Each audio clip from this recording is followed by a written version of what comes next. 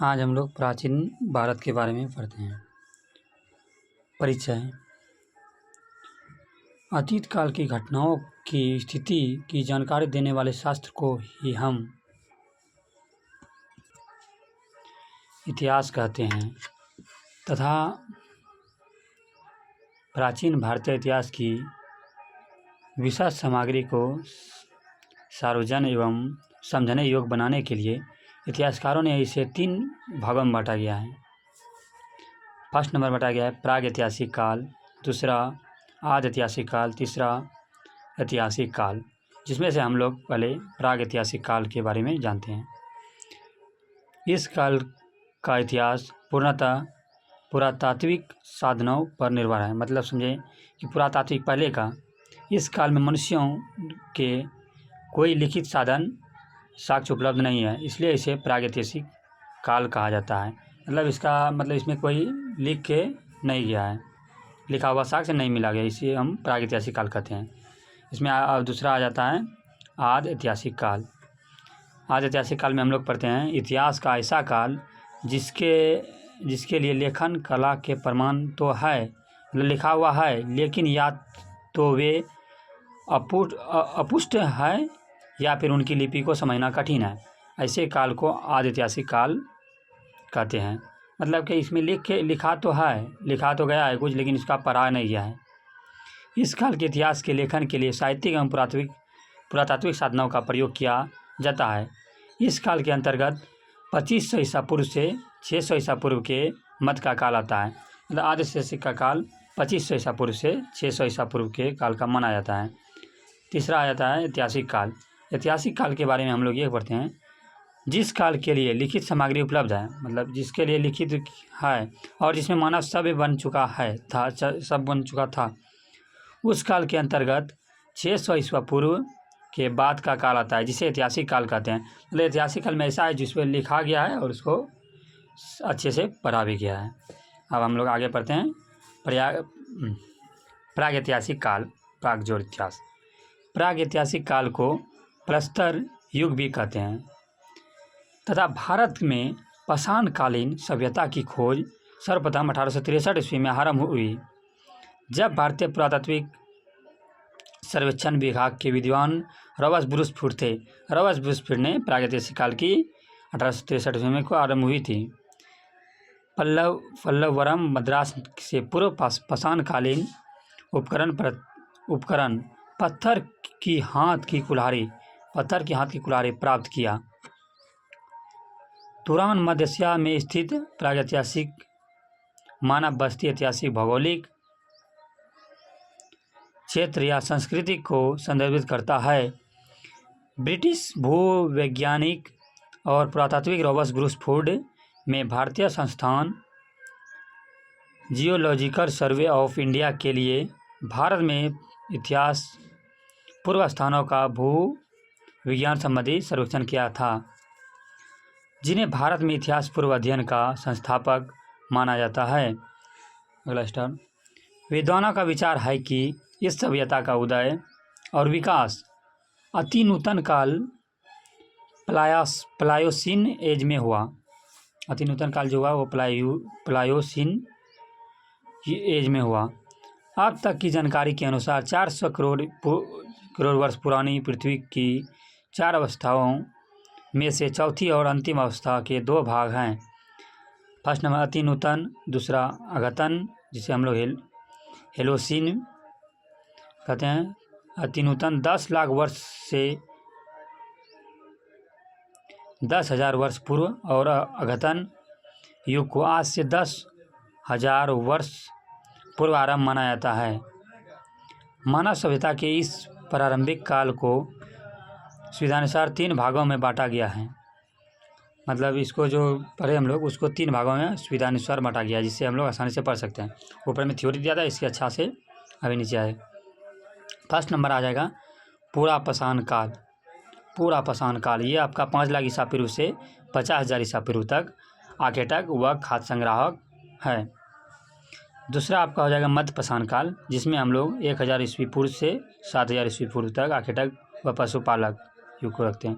तीसरा नंबर नव पाषाण काल या उत्तर पाषाण काल, इसको 9000 ईसा पूर्व से 7000 ईसा पूर्व, भारत से 2500 ईसा पूर्व तक है।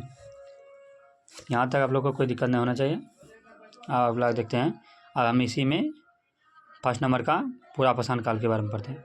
पूरा पाषाण काल प्राग ऐतिहासिक काल का समय 5 लाख ईसा पूर्व से 2500 ईसा पूर्व तक माना जाता है। भारत में पूरा पाषाण युगीन सभ्यता का विकास प्लाइस्टोसिन या हिम युग से हुआ है। मतलब पूरा पाषाण काल का जो प्लाइस्टोसिन या हिम युग, हिम का मतलब बर्फ, युग से हुआ है। पूरा पाषाण काल के मानव की जीविका का मुख्य आधार आखिर शिकार था। मतलब पूरा पाषाण काल का जो मुख्य आधार था वो डायरेक्ट शिकार से करते थे। मतलब किसी पक्षी को, किसी जानवर को मार के खा लेते थे, शिकार था। और शिकार ही इस काल में आदि मानव के मनोरंजन का साधन था। शिकार से ही मनोरंजन करते था।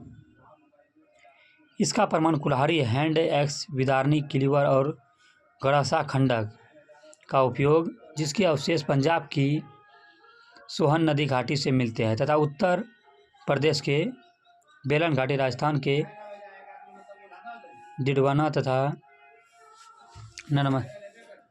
नर्मदा की घाटी से प्राप्त होते हैं। कर्नाटक में स्थित हुनासागी से चूना पत्थर, बलुआ पत्थर, डोलोराइट, क्वार्ट्ज आदि पत्थरों से बने पूरा पाषाण काल उपकरण मिले हैं। अब अगला पढ़ते हैं। भीमबेटका मध्य प्रदेश की गुफाओं में तत्कालीन मनुष्यों के आवास के अवशेष मिले, लेकिन तत्कालीन मानव आखेटक का जीवन जीता था तो स्थानीय निवास का अभाव था। मध्य प्रदेश के नर्मदा नदी घाटी में स्थित हथनौरा गांव से 70,000 वर्ष पुरानी हेमोडेरेक्टिव मानव की खोपड़ी के अवशेष मिले। यह 5 दिसंबर 1982 को डॉक्टर अरुण सोनकिया ने प्राप्त किया था। यहाँ से हाथी, घोड़ा, दरियाई घोड़ा, जंगली भैंसों के जीवाश्म के अवशेष मिले हैं। ये शिकार द्वारा जानवरों के मांस, फल, सब्जियां, कंद मूल पर जीवन व्यतीत करते थे।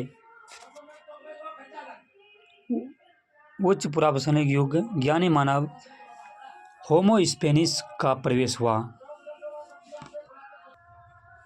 आग का आविष्कार खोज पुरापाषाण काल में हुआ, परंतु उस समय मानव इसका प्रयोग करना नहीं जानते थे। मतलब आग का आविष्कार पुरापाषाण काल से हो गया, लेकिन इसका उपयोग अच्छे से नहीं जानता था। अब आगे मध्य पाषाण काल में। मध्य पाषाण कालीन मानव शिकार करके मछली पकड़ कर तथा जंगली कंदमूल का संग्रह कर उसी से अपना पेट भरते थे। मतलब जंगली कंदमूल और मछली संग्रह करके पेट भरते थे। इस युग के उपकरण बहुत छोटे हो गए थे।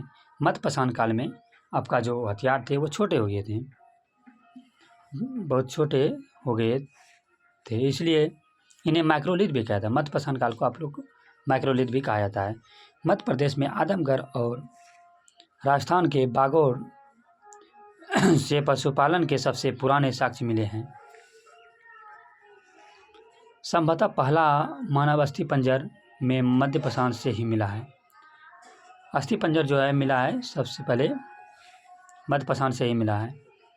उत्तर प्रदेश के सराय, नाहर तथा मध्या नामक स्थान से मिले हैं। ये भी अब आ जाते हैं हम लोग नव पाषाण काल में। मानव में अस्थायी निवास की प्रवृत्ति नव पाषाण काल में हुई तथा उसने सबसे पहले कुत्ते को पालतू बनाया। मतलब कुत्ते को सबसे पहले उसको रखा। वह नव पाषाण की प्राचीन बस्ती पाकिस्तान में स्थित बलूचिस्तान के मेहरगढ़ में है। मेहरगढ़ में किसी के प्राचीन साक्ष्य मिले। यहाँ के लोग गेहूँ, जौ और रुई उपजाते थे। मतलब सबसे पहले गेहूँ और जौ और रुई उपजाते थे। इलाहाबाद के पास कोल्डिवा से चावल उगाने का प्रमाण मिला। इलाहाबाद के कोल्डिवा से चावल उगाने का प्राप्त है। नव पाषाण युग के लोग सबसे पुराने कृषक समुदाय के थे। वे मिट्टी और सरकंडे के बने गोलाकार या आयताकार घरों में रहते थे। यह कृषि के अतिरिक्त पशुपालन भी करते थे। वे गाय और बैल बकरी पालते थे। गाय बैल बकरी पालते थे। उत्तर प्रदेश के प्रयागराज के बेलन नदी घाटी में स्थित मदा स्थल से पशु बाड़ा के साक्ष्य मिले। यहाँ से भेड़, बकरी, हिरन, जंगली सूअर की हड्डियाँ के अवशेष तथा मिट्टी के सतह पर मवेशियों के खूर के निशान भी मिले हैं, अर्थात मवेशी पालन के अवशेष मिले हैं। इस युग के पॉलिशदार पाषाण उपकरणों, हथियारों का प्रयोग करते थे। विशेष रूप से पत्थर की कुल्हाड़ी का प्रयोग करते हैं, जिन्हें शील्ड कहा जाता था। इसके अतिरिक्त वे सूक्ष्म पाषाण फुलकों का भी प्रयोग करते थे। बुर्जहोम से कई प्राचीन भूमिगत गर्त आवास तथा 5 जंगली कुत्तों और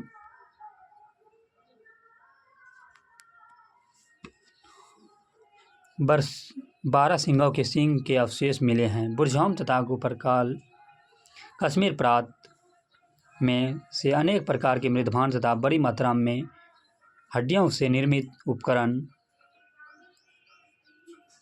औजार भी प्राप्त हुआ। यहाँ कब्रों में कुत्तों को मालिक के साथ दफनाया जाता है। मतलब इसमें कुत्तों को मालिक अगर मर जाता है तो उसके साथ कुत्तों को भी मार के दफनाया जाता है। यहाँ सर्वप्रथम आग का प्रचलन हुआ और नवपाषाण काल में सर्वप्रथम पहिए का प्रयोग हुआ।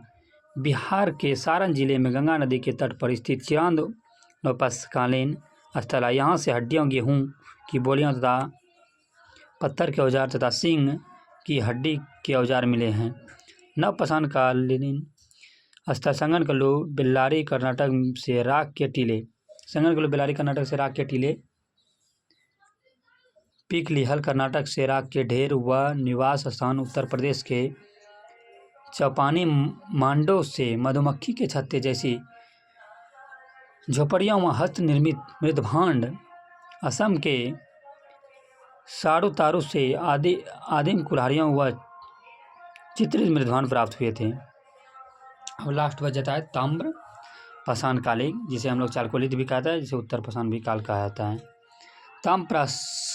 ताम्र पाषाण युग को चालकोलित युग भी कहा जाता है। वह ताम्र पाषाण कालीन लोग मुख्यतः ग्रामीण समुदाय के थे। देश के ऐसे भागों में फैले थे जहाँ पहाड़ी जमीन और नदियाँ भी मनुष्य ने सर्वप्रथम तांबा धातु का प्रयोग किया था। उसके द्वारा बनाया जाने वाला प्रथम औजार कुल्हाड़ी था। सबसे पहले इसने कुल्हाड़ी बनाया था। भारत में इस अवस्था के संबंध स्थल दक्षिणी पूर्व राजस्थान, पश्चिमी मध्य प्रदेश, पश्चिमी महाराष्ट्र तथा दक्षिणी पूर्व भारत में पाए गए हैं। राजस्थान में आहार और गिलोड में उत्खनन हुआ, जो बनास घाटी के सूखे भागों में स्थित है। महाराष्ट्र के भीमा नदी की सहायक नदी घाट के तट पर स्थित इनाम गांव ताम्र पाषाण युग की एक बड़ी बस्ती थी। यह बस्ती किलाबंद है और खाई से घिरी हुई है।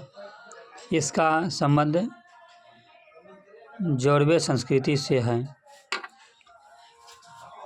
फर्स्ट हम लोग पढ़ते हैं। महाराष्ट्र के गोदावरी नदी का सहायक प्रवाह नदी के तट पर स्थित जारवे गांव एवं ताम्र पाषाण चालकोलित स्थल है। यहाँ से जारवे संस्कृति के अवशेष मिले तथा समय काल 1400 ईसा पूर्व से 700 ईसा पूर्व माना जाता है।